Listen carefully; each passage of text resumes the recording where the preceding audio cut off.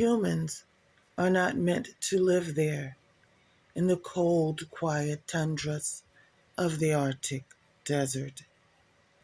where permafrost takes on permanent residence,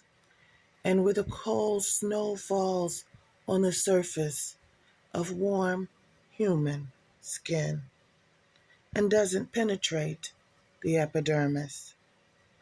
And snowbirds and snow geese color the sky with their gray plumage,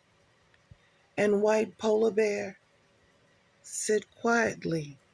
on the banks of the river, camouflaged in the white snow.